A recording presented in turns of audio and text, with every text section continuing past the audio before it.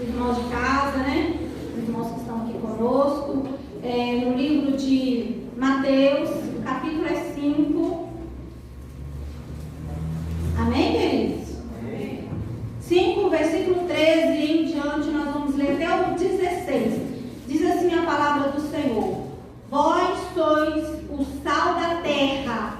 Ora, se o sal vier a ser insípido, como lhe restaurar o sabor?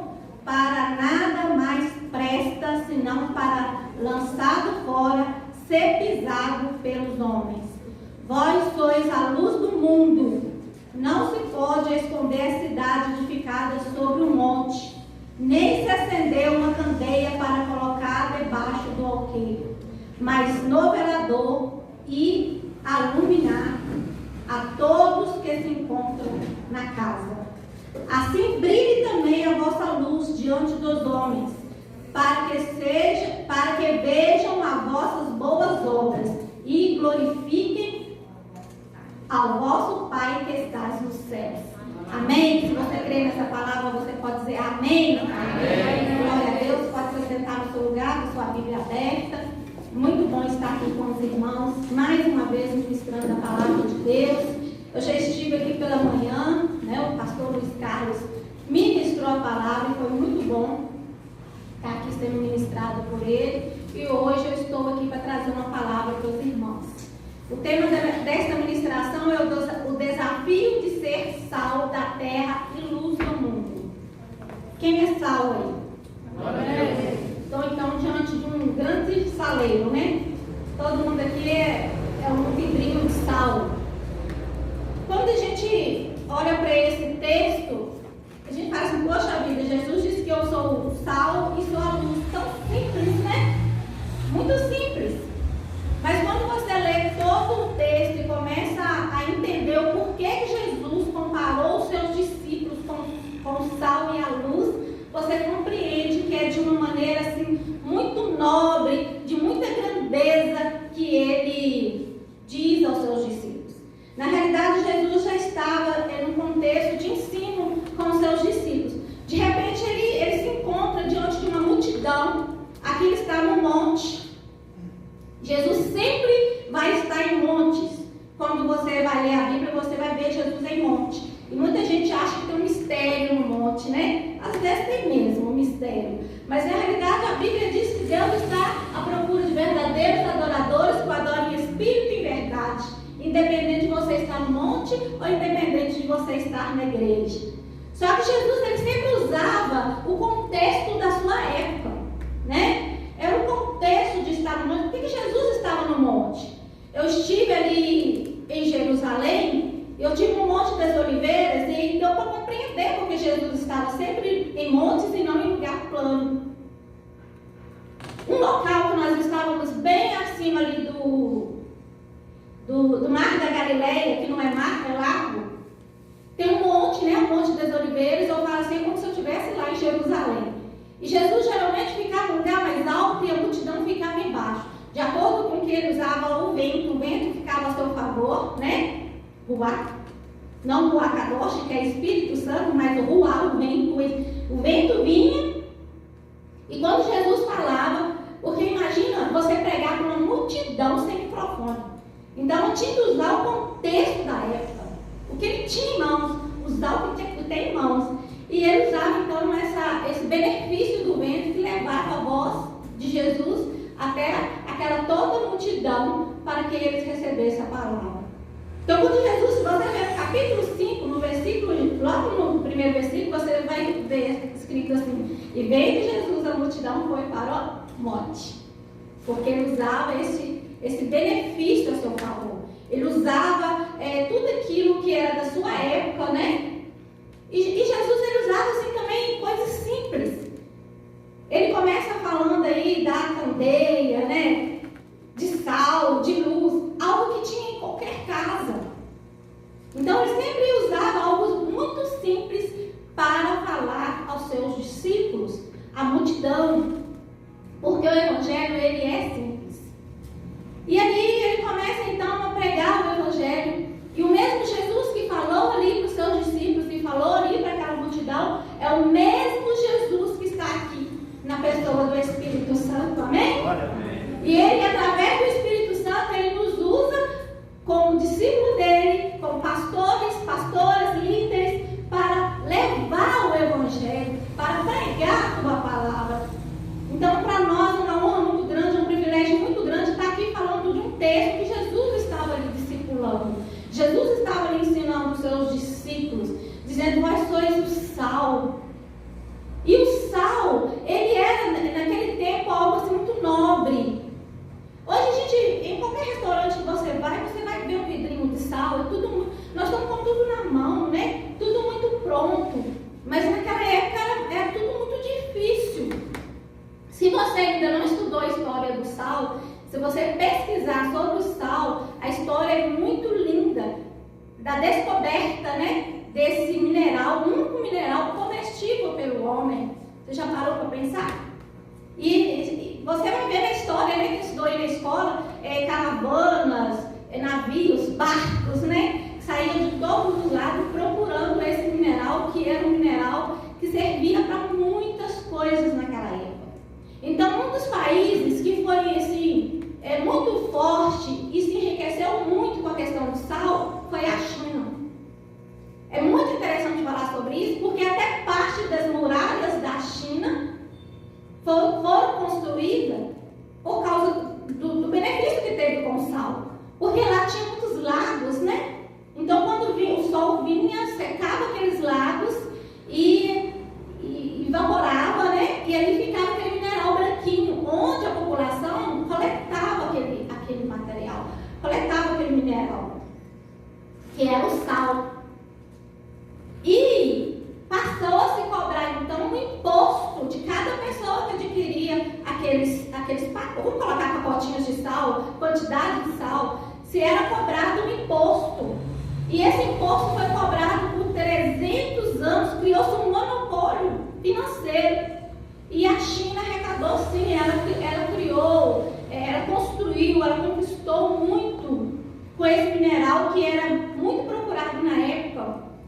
Porque o sal, na realidade, ele era um mineral tão importante, até hoje ele se usa em todos os condimentos, né? Na alimentação mundial. E depois, com outras misturas que foram sendo feitas, ele se tornou aí vários molhos, né? Estou aqui conversando, então a nutricionista está ali me olhando, mas ela sabe que eu estou falando de uma causa bem nobre e tudo que eu estou falando aqui é verdade. Né? Quem pesquisa e quer conhecer os benefícios, né? O sal tem seu benefício e sua propriedade. E naquela época ela tinha muito mais do que hoje, porque a gente tinha uma medicina escassa, tudo era muito difícil, né? E o sal era usado, além da alimentação, para conservar alimentos, como carne, pescados, tudo se usava para não estragar. Gente, não tinha luz, não tinha eletricidade, não tinha geladeira. Então o sal, ele conservava a carne para não entrar em putrefação, né? Então, quando Jesus está dizendo para os discípulos: vocês são o sal, você é o sal, você é o sal, né? Você é aquele que é para passar aí na sociedade, para impedir essa putrefação que está aí. Você é o sal para temperar, para embrear, né? Como é que se fala a cozinha? Quando se passa temperar, mas tem outra palavra, embrear, sei lá, passa assim na carne, né? Marinar. Para temperar, para passar ali na terra mesmo, para impedir a putrefação.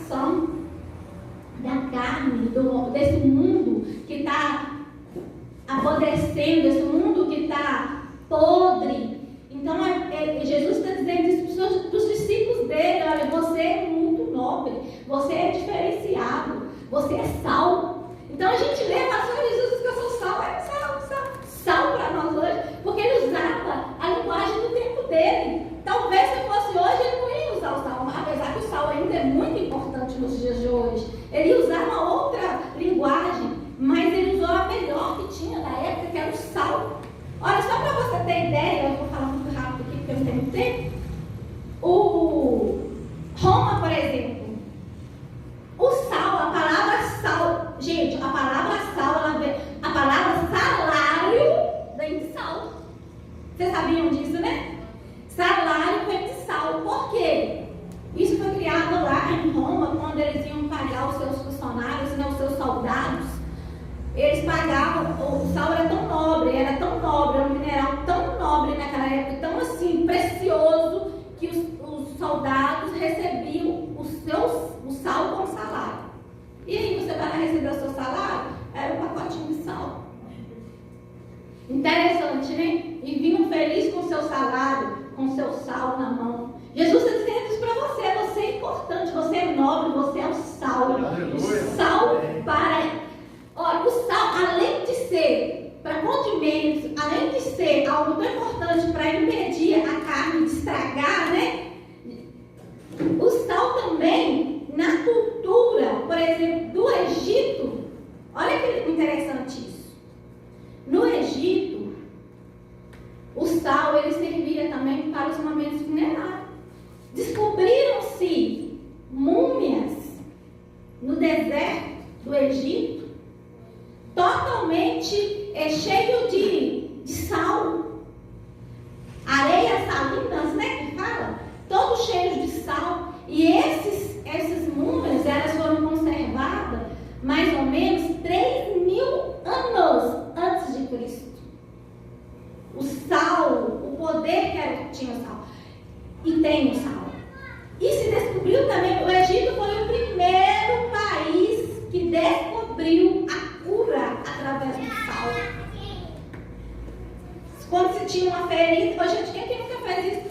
Aqui, né, vocês são jovens, né? Eu queria até trazer um lampião aqui para vocês verem o que é que Jesus estava falando, porque tem muita gente, a maioria que nasceu na época da eletricidade, né? Mas tem os antigos aí que sabem o que é roça, que não tem luz, que tem que usar lamparina, lampião, né?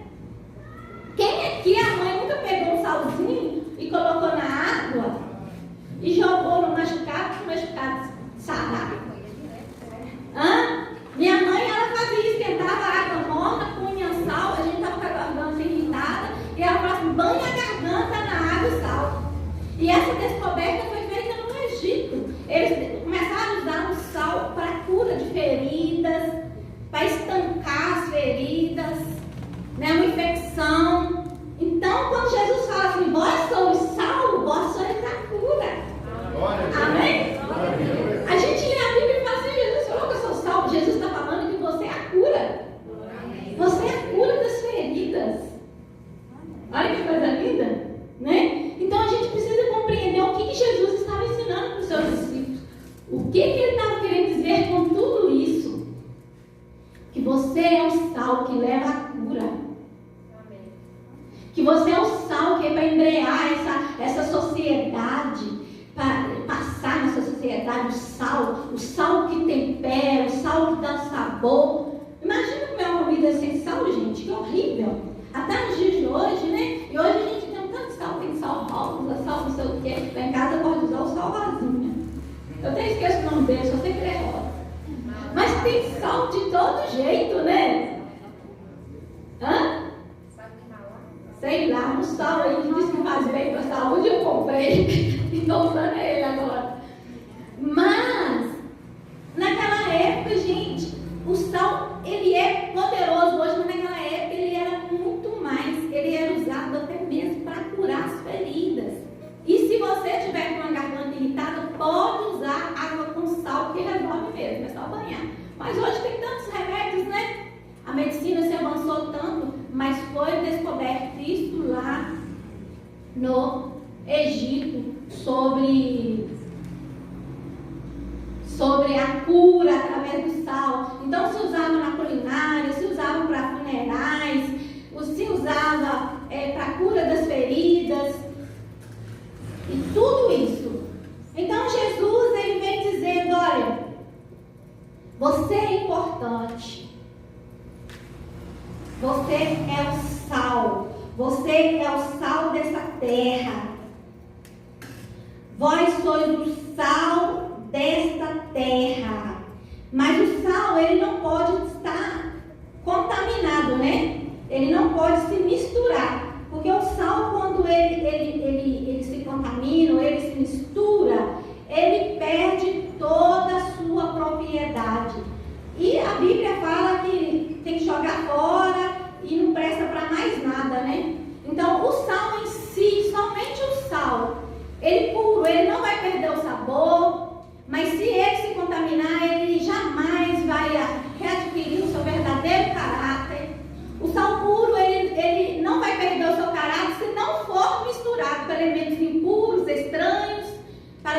perder sua propriedade. Então é isso que Jesus estava dizendo com esse versículo na parte A.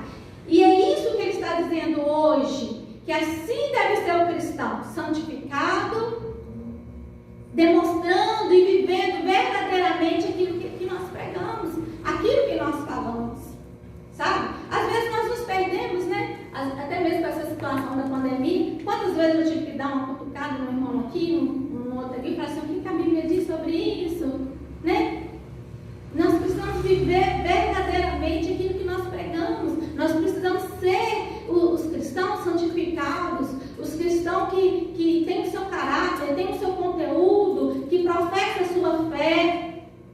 E nós temos visto nos dias de hoje, a igreja tem se perdido. A igreja tem se perdido nisso. Eu não sei o que aconteceu de uns anos para cá. A igreja ela vem assim, perdendo essa essência de compreender que ela é o sal, que ela é aquela que tem que estancar a ferida, que ela é aquela que leva a cura. E muitas vezes o ambiente que era para levar a cura tem sido um ambiente. Hoje o pastor pregou de manhã e eu saí daqui chorando. Eu choro mesmo, irmão. Mas a pastora chorando, choro. Chorei muito hoje de manhã. E quando ele falou assim, tem crescido um número de desigrejados. E falou quantas pessoas têm deixado a igreja depois da pandemia. Depois da pandemia ainda está aí, mas depois que abriu-se a igreja, muita gente não voltou mais para as igrejas. E isso não é contexto de restauração, mas é contexto das igrejas na face da terra. E tem crescido o número dos desigrejados. Não é mais aquela questão, tem tantos cristãos, tem tantos da religião tal. Não, é dos desigrejados. Pessoas que saíram da igreja. Mas por que as pessoas estão saindo da igreja? A expectativa de quem está lá fora, de chegar na igreja, é encontrar cura, encontrar uma palavra de esperança, encontrar consolo. A gente fala muito de comunhão, e aqui na restauração tem muita comunhão, mas será que nós estamos preparados para a comunhão mesmo? Então, quando eu vejo tudo isso acontecendo, com o quadro espiritual, com tudo, com essa questão da pandemia, eu falo, Deus está tratando conosco. Deus está tratando porque nós precisamos aprender a ser igreja. Nós precisamos aprender a ter comunhão. Precisamos. As pessoas estão saindo da igreja por quê? Porque o lugar, muitas vezes, que era para ser lugar de cura, infelizmente, muitas vezes é lugar de enfermidade. Nossa, e o pastor falou de manhã, falou, duro é ouvir essa palavra, mas duro é ouvir essa palavra, irmãos. Porque nós somos o sal, mas o sal ele precisa estar puro, ele não pode perder a sua característica. E às vezes nós nos contaminamos, nos envolvemos com tantas coisas e contaminamos o conteúdo do sal, aquilo que era para nós sermos, aquilo quando era para nós levarmos cura, nós começamos a levar a enfermidade. Porque muitas vezes quando eu falo igreja, eu estou falando de igreja pessoa, não templo, porque templo é parede. Então eu sou aquele que leva cura. Eu sou o sal que leva cura. Eu sou o sal que vou estancar a ferida. Mas quando eu, igreja, não levo cura, quando eu, igreja, não estanco a ferida, quando eu, igreja, começo a levar feridas, como que eu faço isso? Através de fofoca, através de contenda, através de palavras.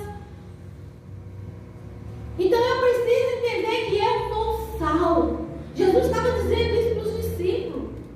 Você é o sal. Você é aquele para embrear, eu vou usar essa palavra mesmo, para passar assim, ó. Eu fico mexendo, passando aquele tanto sal assim, ó. Então você é para embrear essa sociedade.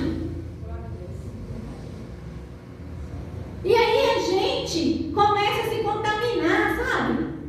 É quando o apóstolo Paulo diz assim, não vos conformeis com este mundo. A gente começa a conformar com o mundo e o mundo começa a entrar e a gente começa a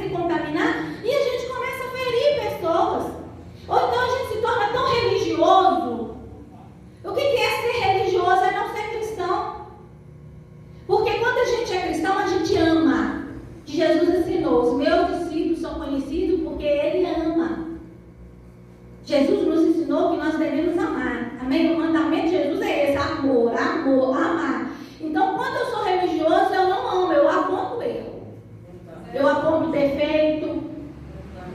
Eu não aceito o irmão, eu sou da, não é o caso da dança não, mas eu sou da dança e esse é meu grupinho da dança, o fulano não pode entrar não. Porque eu não gosto dele criar assim, porque ele tem esse problema, porque ele tem... Eu sou do louvor, não, aqui no louvor fulano não entra.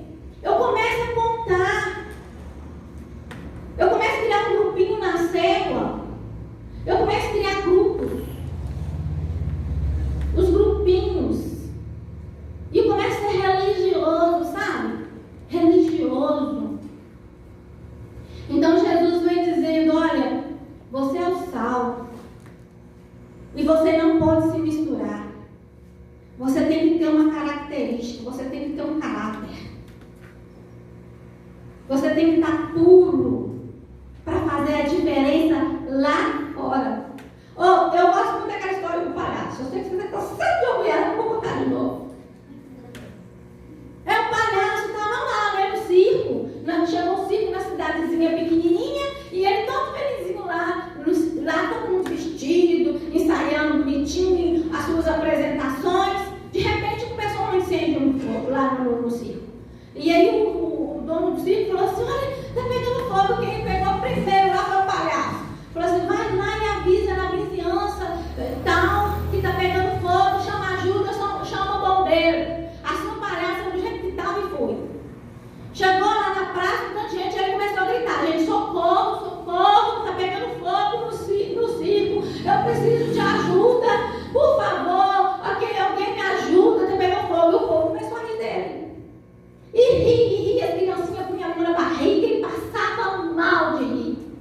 Aí ele resolveu subir no banquinho, começou a gritar, gente, socorro, é de verdade.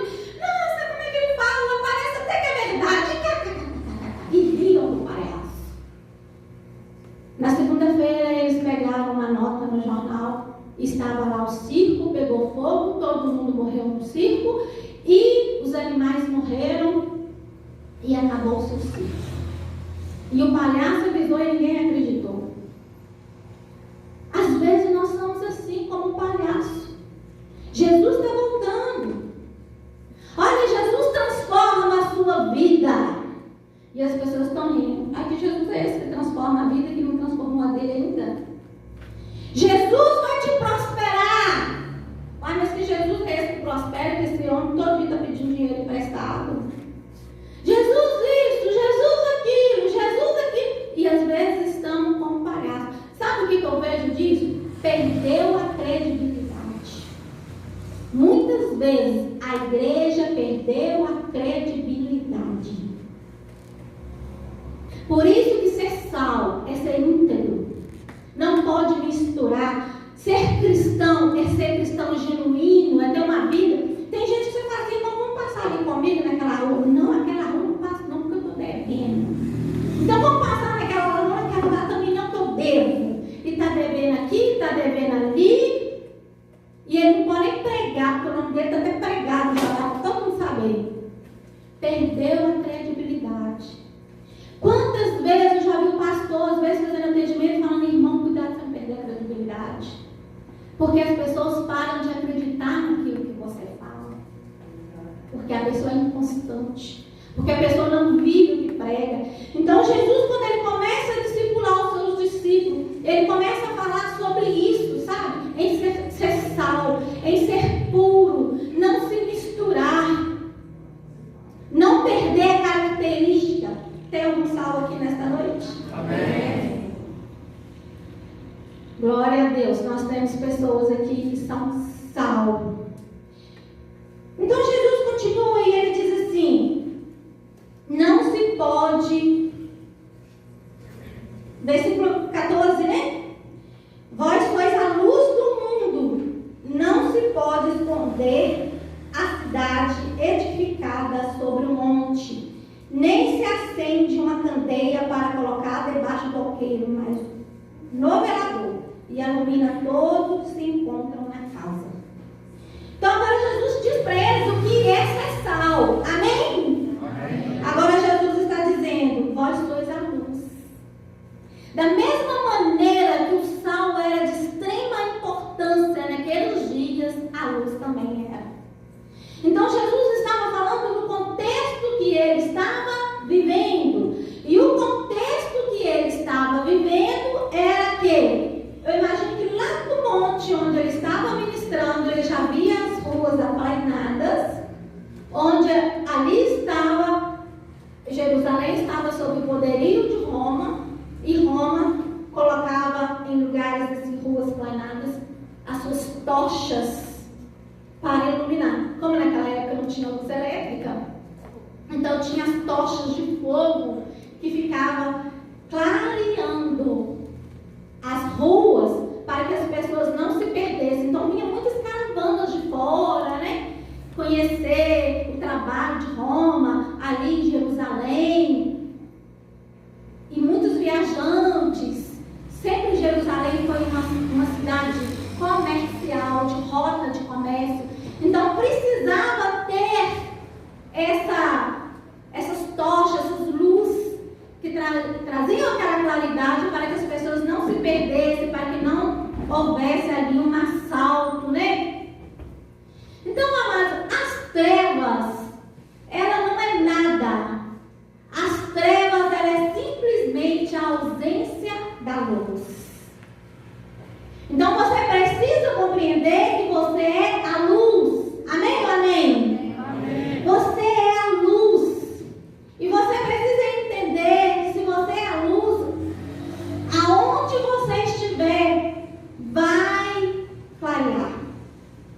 As trevas vão ter que sair, amém? Porque a luz chegou.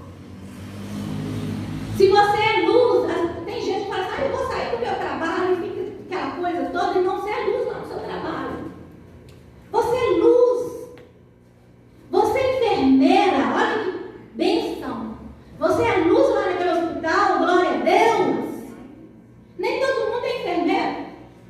Deus não me chamou para ser enfermeira. Eu não vou conseguir entrar no hospital e ser luz lá, assim, porque para mim entrar lá é difícil. Às vezes a gente vai fazer uma visita, até para fazer uma visita aqui é complicado, mas você está lá o tempo todo. Você pode estar orando, você pode estar intercedendo em espírito, e você é luz no seu trabalho, e você precisa entender isso. Você é sal e luz, você não tem que se contaminar no seu trabalho, você tem que fazer a diferença no seu trabalho. Qual é a sua profissão? Eu não sei, tem várias profissões aqui.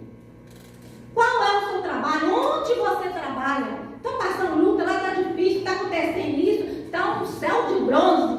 Quero te dizer que você é luz para mudar a situação do seu trabalho. Porque Jesus disse isso para os seus discípulos: vós sois a luz. E onde há trevas, quando a luz chega, as trevas têm que sair. Amém? E tem algumas pessoas que ela é tão luz, tão luz, tão luz, que umas pessoas falam assim: não, eu vejo uma coisa diferente em você. Porque você é luz. Você tem o Espírito Santo. Onde você chega é diferente. Chegou alguém diferente nesse lugar. Tem que ser luz lá na sua casa. Lá na sua casa você é luz também. E é interessante que quando a gente é luz, faz a diferença. E Jesus vem dizendo, olha que lindo que Jesus diz: não se pode esconder a cidade ficar sobre os montes, nem se acender uma candeia para colocar debaixo do alqueire. O que é alqueire, né? Alqueire é aquele, parece mesmo um cesto, onde o povo levava cargas. Então imagina assim, você é luz, vai colocar a luz debaixo da cama e vir um alqueire ainda e colocar por cima e tampar? Não, geralmente as luzes, quem nunca morou em roça, que não sabe como que funciona, em alguns lugares que não tinha há muitos anos atrás a luz elétrica, como que funcionava? Pegava ali a lamparina, né?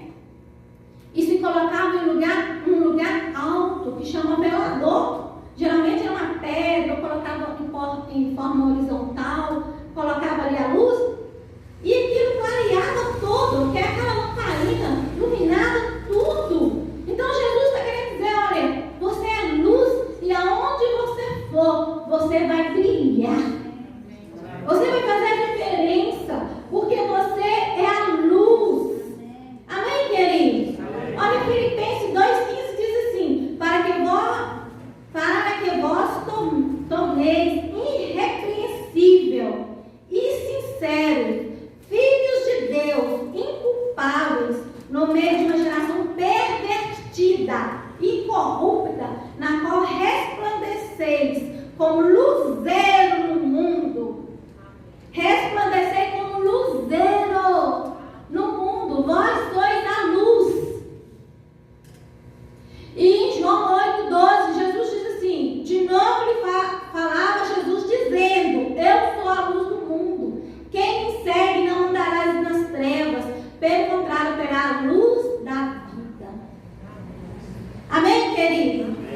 Se você é seguidor de Jesus, tem discípulos de Jesus aqui nesta noite? Se você é discípulo de Jesus, se você é seguidor de Jesus, você tem a luz dentro de você. E aonde você estiver, você é luz. Amém? Nós precisamos ter luz na nossa casa. Marido tem que converter em nome de Jesus, amém? Esposa tem que converter. Quando a gente é luz, a nossa casa muda. Quando umas batalhas, umas lutas, umas coisas assim, as trevas querendo chegar, mas logo você lembra que você é a luz e começa a determinar: eu sou luz, eu sou sal, e tudo que é ruim tem que sair, porque aqui chegou a luz. E começar a ministrar, porque Jesus diz que você é a luz, amém? Que nós somos a luz. Olha, e ele diz assim: assim brilhe também a vossa luz diante dos homens, para que vejam as vossas boas obras e glorifique o vosso Pai que está no céu. Interessante como Mateus, né? São Mateus coloca aqui o versículo, e aqui está falando de obra, para que os homens vejam as suas obras, para que o nome do Pai seja glorificado. Então, quando você vai compreender o combustível ali que é colocado dentro da lamparina, né? Para colocar, acender e clarear todo lugar, nós precisamos entender que é uma vasilha certa para ser colocada. Amém? Não é uma vasilha de qualquer maneira. Então nós precisamos entender que Deus nos ama de uma maneira sobrenatural e Ele quer fazer uma grande obra nas nossas vidas, para depois fazer através das nossas vidas. Vocês estão me entendendo ou não? Quantas pessoas vezes falam assim com a gente, Renan? Nossa, mas aqueles meninos do louvor é bênção demais. Não, parece que é um grupo fechado. Ninguém, eu já ouvi isso, tá? Ninguém entra ali. Não é que ninguém entra aqui, não. É que aqui há discipulado. Aqui há uma equipe que entende que o primeiro princípio para estar aqui no altar chama renúncia. Então as pessoas são acostumadas a chegar nas igrejas e já logo estar no altar, e aqui demora um tempo. Aqui o pastor trabalha muito, você precisa conhecer a igreja, você precisa conhecer os irmãos, você precisa conhecer o ministério. Não é chegando lá porque eu já sou cristão, porque na realidade há um tempo para ser trabalhado. A gente preocupa muito em fazer a obra. A gente quer fazer a obra, mas para fazer a obra eu preciso amar o dom da obra. Para fazer a obra eu preciso ser trabalhada para ser luz. Eu ainda estou no processo, você está me entendendo ou não? E a gente já quer fazer, a gente já quer chegar e fazer, mas nós precisamos entender que Deus nos ama e nós temos um tempo para ser trabalhado, para que o nome do Pai, é isso que Jesus está dizendo, para que o nome do Pai seja glorificado. Quantas vezes a gente vê líderes, né, envergonhando o nome do Pai? Mas por que está envergonhando o nome do Pai? Porque passou o processo. Deus quer fazer uma grande obra em nós primeiro, para depois fazer através de nós.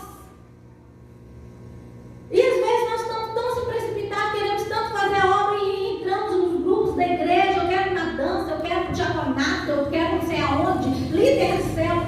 Líderes de célula, socorro! Quantas células que nós não estamos fazendo discípulo para Jesus? Nós estamos fazendo coleguismo na célula. São minhas coleguinhas, são minhas colegas, amigas. Olha aqui, minha filha, eu quero dizer para você e meu filho que está me assistindo em casa e vocês que estão aqui. Porque eu já falei, gente, quando eu estou aqui na frente, Deus sabe que eu não seguro não, eu falo. Deus te chamou para fazer discípulo para Ele. É uma responsabilidade. Quando alguém chega e fala para mim assim, pastor, eu sou líder, uma responsabilidade. Quantas vezes, muitas vezes eu já fiz isso, trabalho discipulado há muitos anos, né? Quase 20 anos de pastor.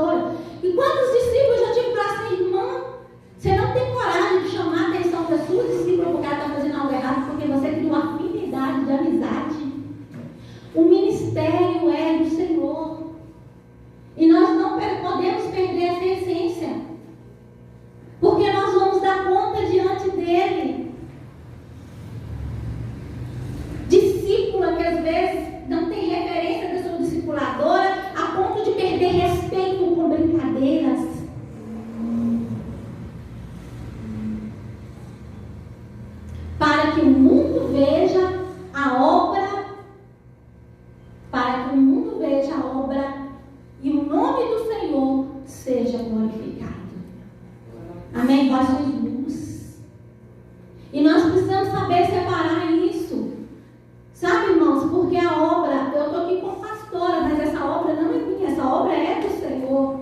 É um ministério, não é meu, o ministério é do Senhor através da minha vida. Eu tenho uma responsabilidade com isso e nós precisamos compreender. Amém? Entender que as obras que as pessoas vão ver, glorifique o nome do Pai que estás no céu. Amém? Então entender que tudo que nós fazemos como líderes, nós fazemos para a glória dele. Se você é um líder de célula, seja o seu melhor. Discipula, que era isso que Jesus fazia. Ele formou 12 homens, mas 12 homens, vou te falar, viu? Ficou marcado.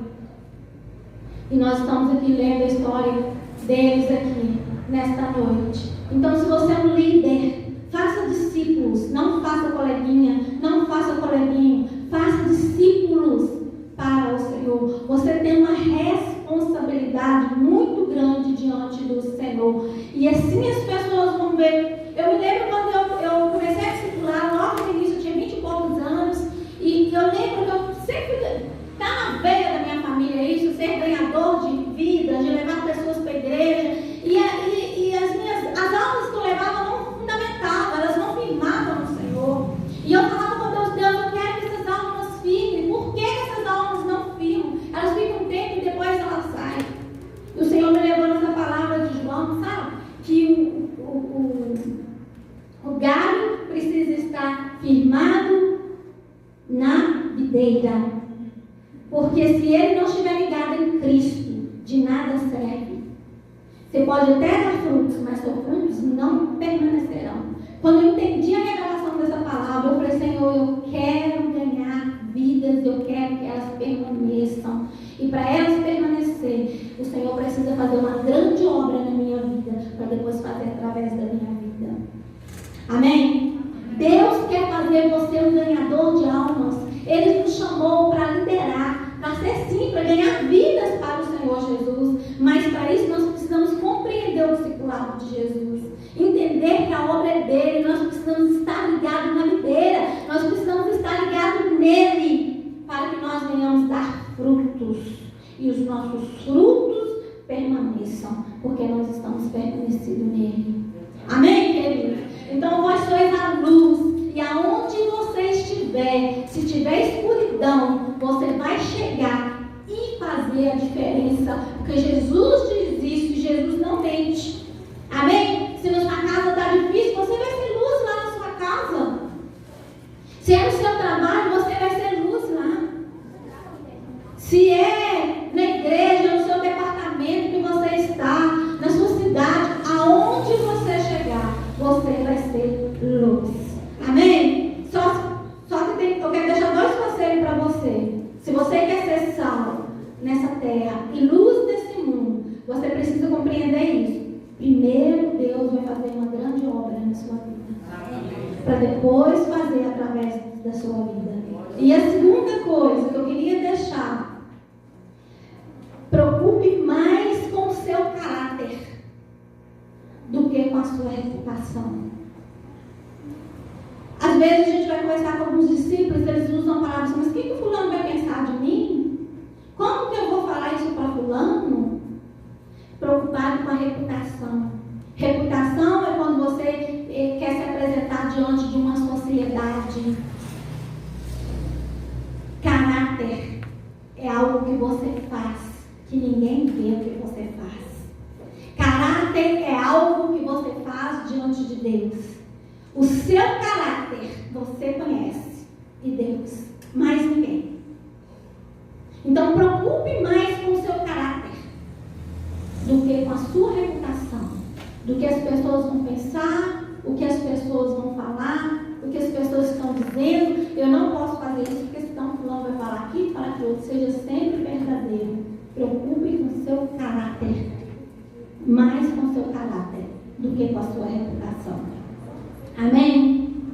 Então, queria que você fechasse os seus olhos nesta noite. Eu encerro a palavra por aqui. Que o Senhor venha trabalhar nas nossas vidas. Curva a sua cabeça nesse momento.